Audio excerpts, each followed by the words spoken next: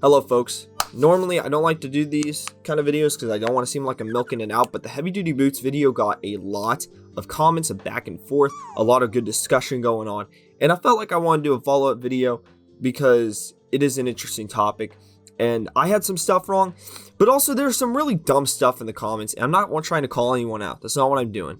Actually, that's exactly what I'm doing. I hate everyone in the no, I'm kidding. Obviously. Look, I just want to talk more about it. I had some stuff wrong. There's some stupid stuff I did see in the comments. I just want to talk about it all. And I think this is a really interesting discussion with just hazards in the metagame in general, what singles has become. So that's what we're doing here today. I don't normally script the videos. I saw someone say that feels really rambly, but I don't like scripting these discussion and analysis videos because I feel like it comes across as authentic, which is funny because I actually have a couple videos which I am scripting here soon. But for that one, I didn't script it. I felt like I came in with stuff I want to say and I said it, or I thought I said it, but I don't like scripting those videos out. So this video though is a little scripted out. I do have like a set of notes I want to talk about. This gameplay in the background, I have no idea what's going on because I am literally talking to a black screen in Premiere right now just to make sure I'm focused on you guys and that I'm not focused on the gameplay. So with that in mind, let's start talking about things from that video. So the first one is hazard removal versus hazard blocking versus hazard setting. And I feel like I did mention this in the video, but I wanted to follow it up and I want to talk about it more because I think it's important to mention. So hazard removal, there's not enough right now. There is 2 spinners in OU right now. Torkoal is probably a viable third one. I hope there's none other I'm forgetting. I have comments pulled up on my other browser right now, and this should still be recording. It looks like it is. So I do want to make sure. I will fact check myself while I'm doing this discussion video, so it's not fully scripted, but yeah. Okay, yeah, there's 2 viable there's 4 actually. There's 4. I would consider Excadrill a viable spinner as well in Torkoal. So there's effectively 4 spinners in OU right now. And I just want to talk specifically about OU to make things more simple.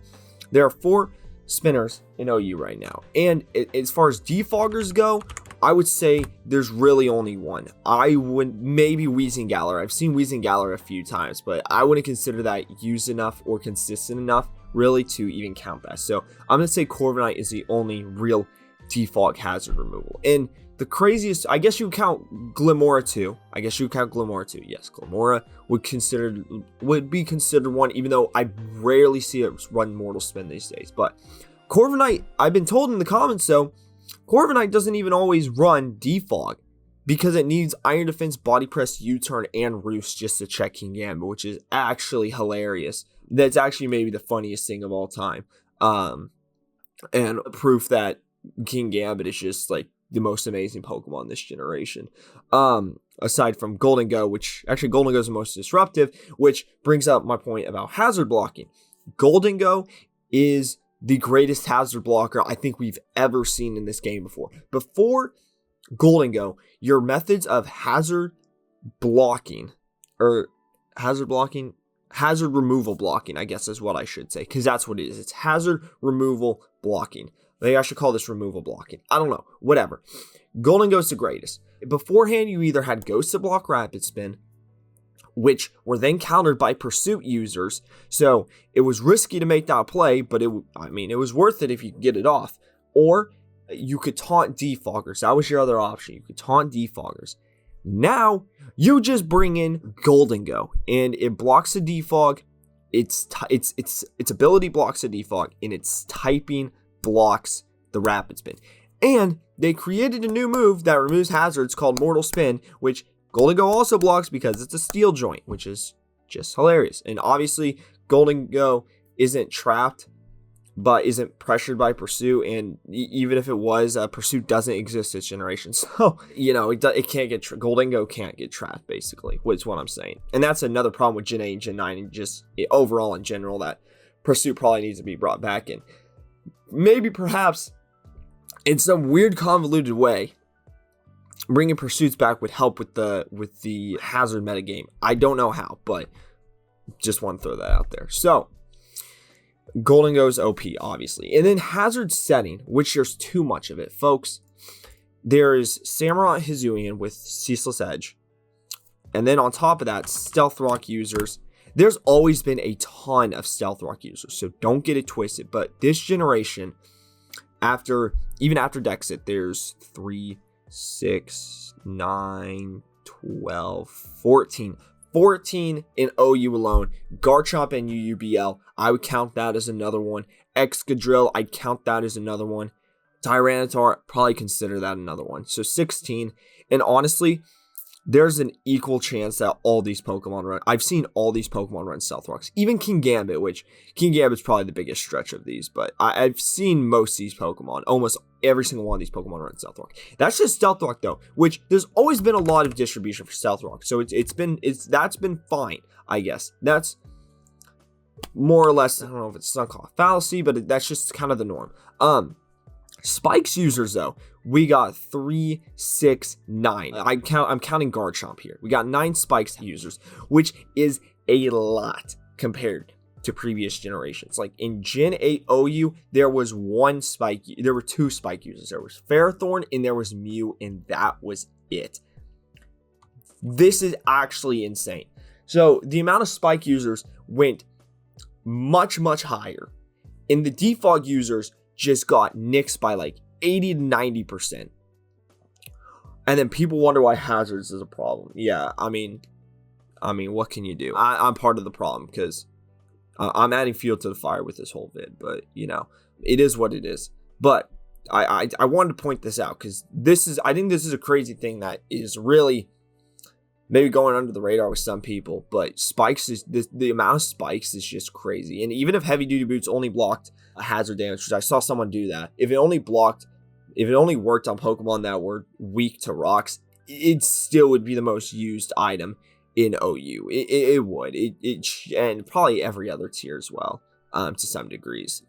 But yeah, that's the hazard removal section. That there really isn't enough. And you know, maybe that is why Heavy Duty Boots is just a necessary evil this gen, but that's a point we're talking about way later in this video. So the next point I wanted to bring up, switching is being a broken mechanic, and that's why hazards are important. So I didn't emphasize this enough. I didn't emphasize why I thought hazards was important, and you're right, I failed there. I failed to mention why hazards would be like, without hazards, why is it worse off metagame? I did explain it some, but not to the level of detail and not to the articulation that I feel like was necessary to get my point across. So I need to emphasize the switching being a broken mechanic more, because switching is a broken mechanic, especially with no pursuit. There's no risk. There's hardly any risk to switching. You might lose some momentum if your opponent goes for a Swords Dance or whatever, but it's the most riskless move you can make in Pokemon, other than maybe clicking Stealth Rocks, which is ironically hilarious. But switching is quite literally the most safe play you can make in all Pokemon. Without it, stall players can basically switch around without hazards, or without mind to hazards. Stall players can just switch around with no punishment and no reason to really predict anything. You don't have to make any risky plays. You don't have to do anything extraordinary. The offensive player, though, has to take every risk to get every bit of momentum possible, because that stall player has healing on every single one of their Pokemon, and they are going to heal their Pokemon at every chance. And if they don't have healing on all their Pokemon, like say they're running a Great Tusk, they probably have an Aloe to Wish Pass to it. So your stall player is basically just switching around the whole game, having a dandy good time, and the offensive player has their foot, they basically have a foot on the back end. There's an expression I'm trying to think of here, but I cannot think of it. But anyway, this offensive player always has to be the aggressive one, take a ton of risk, and that's why stall, oddly, even though this is a very hyper offensive metagame, I feel like I'm not seeing a whole lot of stall right now, but stall is really good this generation. Pokemon brought that up earlier, sometime a couple weeks ago or something, but it's true.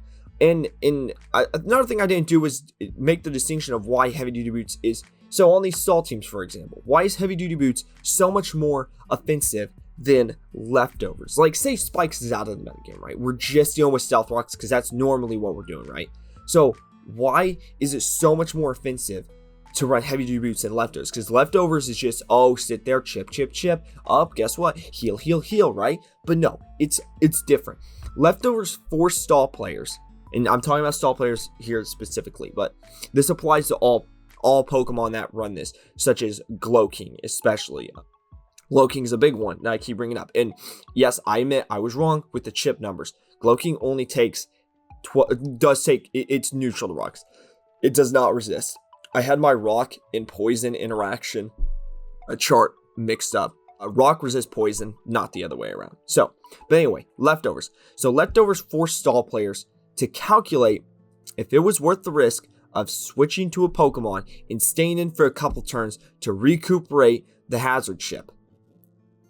And it also curtailed regenerator healing. Not leftovers, sorry, heavy duty boost. That was the point that I meant to bring up in a second. This is why I don't script videos, because I end up just making a fool out of myself. So, you're with leftovers, like I said in the last video, I might put that B-roll back up. If the Blissey comes in, takes a hazard chip, you have to say, okay, is it worth it to stay in for one more turn to get that leftover recovery back, or 2 more turns to get a net positive with the leftover recovery, right? And heavy duty boots negates. You basically don't have to worry about that at all. You know how much you're coming in at, you know how much you're leaving with. Leftovers though, you had to make some risk. The stall player had to take some risk in, okay, is it worth it? Is it worth it for my Blissey to come in to take this rock chip? And is it worth it for my Blissey? Am I able to stay in with my Blissey long enough to recuperate the damage necessary to allow my Blissey to continue living so I can win this game? Heavy duty boots completely throws it out the window. You know how much you're coming in with, you know how much you're leaving with. You don't have to worry about it all. You don't have to pay remind to rocks at all. Additionally, you don't have to worry about taking rocks away, which is another big thing. You don't have to worry, that element of the game is out the window, which that was an element to the game before Gen 9.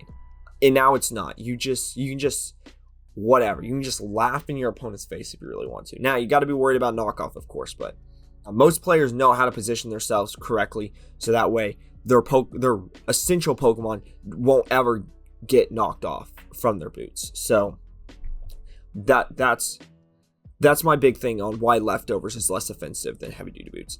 And also, like I accidentally teased, hazards curtailed regenerator healing, and that's just true. Regenerator is probably one of the greatest abilities in Gen 6, or wow, holy cow, what generation are we in? Gen 9, good lord.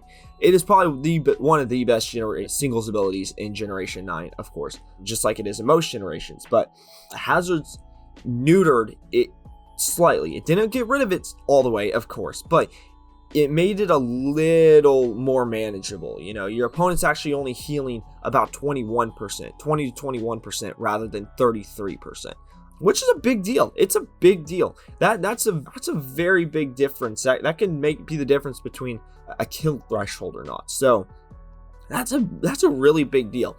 But now, of course, with heavy duty boots, you know, you're always getting 33%. You never have to worry about that. I told myself last night to check someone's comments, so I'm gonna do that right now. I think I explained everything. Actually, I'm not gonna call him out, that would be rude. All right, next point, the opportunity cost of setting hazards. So I said this in the comment section, but I didn't really emphasize this in the video. There is an opportunity cost with setting hazard. I mean, even just having a glimmer, guys, come on, think about this for a second. Come with me now. Come with me now. Samurott has this move called Ceaseless Edge, right? If it didn't have Ceaseless Edge, do we really think it would be an OU Pokemon? I think no. I think it would probably be UU or maybe RU. It would still be a good pivot. It'd probably turn into just a pure Assault Vest user or a Choice user, which I guess it already is. So I don't know what my point was with that. It wouldn't be elite. Actually, that's my point with it. It wouldn't be elite. It would be a pivot. And it would probably be in UU or RU without Ceaseless Edge. My point isn't saying that Ceaseless Edge is broken here, even though it's very easy to argue that Ceaseless Edge is in fact broken. But having a Samurott H on your team, that is only on your team because it has the move Ceaseless Edge. That is the only reason it is on your OU team. There's no other reason you would have it on your team. There are plenty of other good Pokemon that could do what Samurott-h is doing and better, but Samurott-h has Ceaseless Edge. You take a risk in putting Samurott-h on your team. That is one less Pokemon you have to play around with. Now, I'm not saying Samurott is a dead slot without Ceaseless Edge, of course, but that is a big reason. You take an opportunity cost of another Pokemon on your team that could do a different role by putting Samurott-h on your team. Does that make sense? Even though Samurott-h is a good Pokemon without Ceaseless Edge, it is only on your team because it is only on your OU team because of Ceaseless Edge. And that is a risk you as a player take up when you put it on your team. That is a calculated risk that you take. Same with Glimmora. Glimmora, the big reason, even though it has a blistering high, 130 special attack stat and a decent 86 speed stat, its only strong move is really Meteor Beam, guys. Power Gym is 80, Sludge Wave, I guess, is 95. That's a pretty good move, but of course, Steel types are in the game. And then you have 90 power, Earth Power. Okay, so Glimmora has some decent attacking moves, right? But its main role is getting up hazards. You take a risk by putting Glimmora on your team rather than another hazard setter, right? So even though I think Glimmora is unequivocally like a cheesy Pokemon, you take a risk by putting it on your team. That is something that you have calculated into your game plan, that you are willing to take the opportunity cost of this Pokemon on your team in order to get up your hazards, right? And that's fine. That's how this game works. We take opportunity costs and hazards with everything. But with Heavy-Duty Boots, it totally just negates you doing that. It totally throws it into the wind. It totally wrecks that game plan. Oh, who cares if you have a Samurott-h? I got Heavy-Duty Boots on 5 of my 6 guys. It doesn't matter. You know how fucking bad that feels? That you as a player took that risk to put Samurott-h on your team. And yet, your opponent just like totally negated your game strategy before the game even began. Now, I know a lot of folks might be saying, oh, well, you know what? Some teams just totally invalidate other Pokemon. That's just part of the game. And you're right, it is. I think Heavy-Duty Boots just does it to an obscene degree. That's the point I'm trying to get at. Even without Heavy-Duty Boots, right? Even we're not taking Heavy-Duty Boots into calculation. Rocky Helmet. I've seen so many people U-turn into Rocky Helmet on Samurott-h. In bam, your Ceaseless Edge guy is gone. And that's fine. That is fine. That's just another risk you take on playing Samurott-h. That players will have a strategy to shut that down. But in my opinion, that's a much more fair strategy. But that's, again, just another opportunity cost you doing it. Like, there's already strats. I guess what I'm trying to say is there are already other strats to beat these hazard setters. For Glimmora, it's also Slowking Jin, Slowking G, Glowking.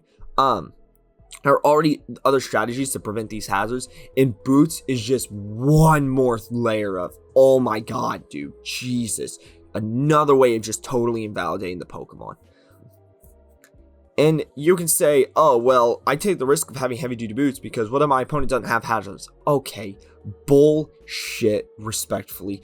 Hardly any team doesn't have at least one hazard setter on it. Honestly, even if every single team was mono Heavy-Duty Boots, well, if every single team was Heavy-Duty Boots, I probably would feel different. But even if most teams were mono Heavy-Duty Boots, which there are a lot, it's always worth the risk to set them up for potential sashes and knockoff opportunities, and just the off chance in general that the opponent is not running Heavy-Duty Boots. For example, there was an Assault Vest Aloe set that after that Pokemon video with low kicks, that set is taking some shape. On the off chance that your opponent's Aloe is an Assault Vest set, it's worth the risk of setting them up, even if it might not seem like it. It's always worth the risk of setting it up. In a perfect world, if you had perfect information, which you don't, but if you did, then you could really know if it is worth it or not. But we don't live in that world. We live in a world where we assume our opponent is probably not running mono heavy duty boots, and therefore we always get up the hazards regardless if they actually are or not. And I mean, we can see the importance of setting hazards all the way back to Gen 4. I mean, Gen 4, the lead metagame was so interesting. I mean, that whole generation was just fun in general. I mean, you had Azelf, Machamp, you had the Deoxys Speed Ubers lead metagame, which that's very good. I think Freezeye did a video on that one. You guys should go watch that if you can. I'll probably put some B-roll of it on here. But that leads into my next point, that in previous gens, the fight against hazards was more aggressive. It's now, I would consider it now passive because heavy duty boots, but back then you had to fight to get rid of hazards, and you had to fight to keep hazards on. Like, for example, taunting versus hazards, or just having a choice scarf Pokemon to get out in front of the other Pokemon, assuming they're not focus sash, of course, but having a choice scarf Pokemon to surprise the other player and to catch them off guard and to kill them immediately. But there was taunt versus hazards. You had like Lando-T taunt metagame, lead taunt metagame. You had taunt versus defog to make sure hazards didn't stay up. I mean, sometimes it was more important to prevent or clear hazards than it was taking kills. That is how important hazards were. And you all can say, oh, well, this is a good thing. Hazards aren't as centralizing out. But as I've explained in the rest of the video, hazards serve a good purpose in the metagame. They are necessary. They curtail literally the strongest strategy in the entire game. They are an important part of the ecosystem. You guys can say, oh, well, Spikes was perfect, and then they didn't hit flying types, and then flying types came around, and oh, well, shit. Game Freak was freaking out because the flying types weren't taking the chips, so they created stealth rocks, and now, boom, half the cast is gone. Look, might not have been a perfect solution. I feel like it was a good one, though. I feel like Spikes was fine. Spikes was fine not hitting flying types, because that gave flying types some advantage. And then you could say, oh, well, I made flying types too OP. I don't think it did, though. I don't know, though. I haven't played the Gen 2 or Gen 3 metagames. So, I'm totally talking out of my butt here. And you guys can flame me in the comments. And flame me in the comments for this one, I totally understand, because maybe this is a really bad take. But from my understanding, I don't think it was a bad idea to introduce a hazard to hit flying types, specifically hit flying types, and, well, shoot, half the cast is gone. Well, that's Game Freak's fault for not making more ways to remove the hazards, more than it was their fault for trying to make an interesting move to hit flying type. That's my opinion, though. Again, could be totally wrong. If you guys want to flame me in the comments, I totally understand. So, another thing, I do want to shout out Aldrich Unfaithful 3589. I didn't respond to the comment because I don't really have anything else to say.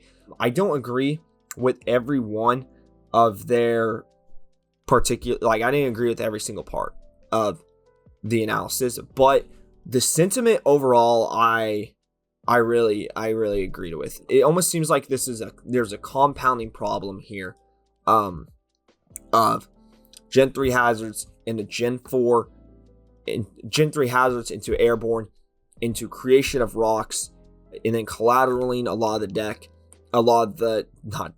decks, and then pursuit being a god tier move because of the split, which is a fair point, I think, and then creating defog for Gen 6 and Gen 7 as a hazard removal, which I think was a good choice, and then Gen 8, and then making boots to completely destroy the hazard metagame in general, and then and the focus was knockoff, which is funny because knockoff just soared in usage in Gen 8, and that's also because Z crystals and megastones were gone. But I think heavy duty boots, most Pokemon being heavy duty boots, was a huge part of that, if I do say so myself.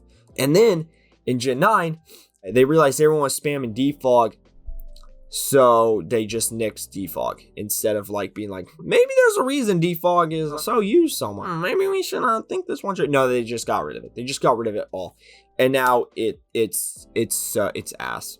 That's basically the point. I hope I did that justice, Aldrich Unfaithful, but I really liked your comment. I want to give you a shout out because I feel like that was probably the best comment in the comments section.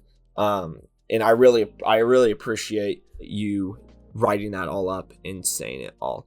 The last thing I say before I come to my conclusion is Shuka Pow asked if he could do a reaction to this, and I assume he meant like on his YouTube channel, their YouTube channel. And I'm not sure when that's dropped. It hasn't dropped yet. I don't know. Maybe it's actually going to be on a live stream. I don't know, but that is not dropped, so I can't really react to that. Either way, I might link it. I might do a post about it when it does drop. I'm not sure if it's going to be positive or negative. I really don't. Either way, it doesn't matter. We live in a free country. You're allowed to criticize me. I'm not immune to it, obviously. I mean, they didn't even have to ask for permission. I appreciate them doing it, but they didn't have to.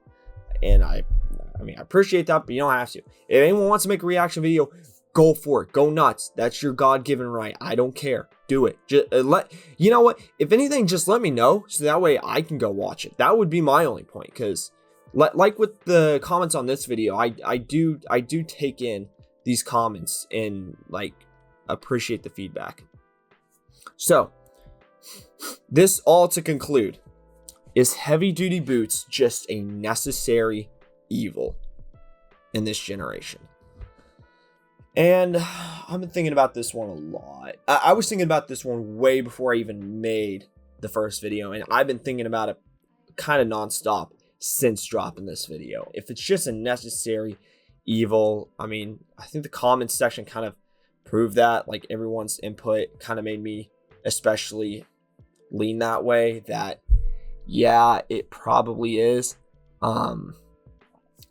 Just because there's not any defog or rapid spinners this gen, that if we didn't have heavy duty boots, then it would be very hard. It's very hard to remove hazards, which again, why I said Golden Go would be instantly banned, no question about it, just like it was in Gen 9 Nat decks. But I think without more proper hazard removal and taunters and whatnot, well, I guess taunters is fine. I don't know.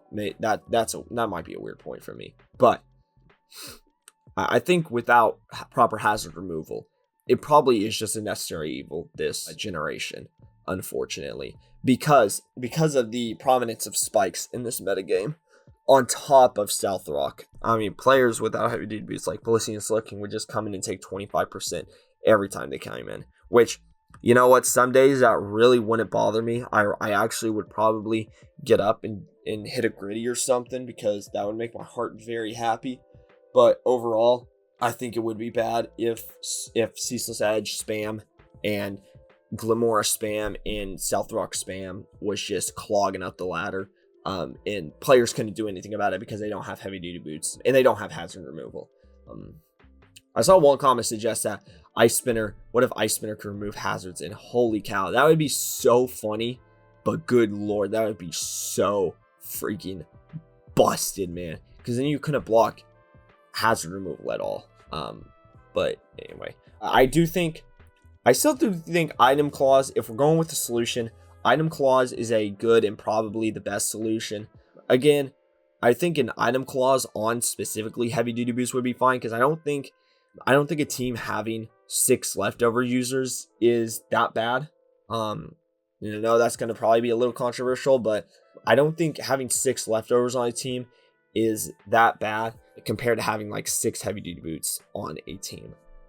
I think there's principle behind that. I think my reasoning with leftovers being not as broken of an item as heavy duty boots was also a part of why I believe that.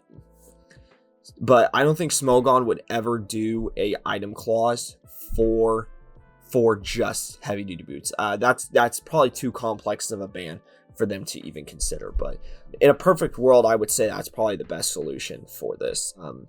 Really allow people to still use heavy duty boots for its intended purpose, which was to get rid of the rocks weakness of Pokemon like Moltres and Charizard, and not spamming on every single pivot Pokemon in the entire game. So I think I've said what I need to say. Oh my gosh, I'm at 30 minutes. Oh, dude, I meant for this to be a short review. Holy cow. I can't believe I'm at 31 minutes. This is actually longer than the original Heavy Duty Boots video, which is hilarious. But that's what I get for scripting out and having things I want to say, I guess. I deserve this 1,000%, I guess. I don't know. Whatever. Anyway, that's all I got for you guys today. Thank you very much. I appreciate all the discourse on the video, by the way. I don't want to sound like I'm mad about it. I actually really enjoy it. This is the most comments I've ever gotten on a video. This got even more comments than the OU Apocalypse, and that video has about 5 times the views of this one, and that's also in nature the same type of video that this one is. So I really do appreciate all the discourse on this video. We don't have to agree on things all the time, folks. It's good that we don't agree on things all the time, because then life would be boring, as long as we're all respectful and kind about it, which I think everyone has been, except for one dude who said, "Are you eating this video? No need to smack your lips so much," which I don't know why I smack my lips so much. I feel like I probably have a saliva problem or something, but anyway, that's for that analysis is for another day. That's the exclusive kind of content you can see on the members only. I'm kidding. Thank you all for watching. I appreciate y'all, and hope to see you guys in the next video. Have a great rest of your day. Peace out. How do I pause this? Hold on.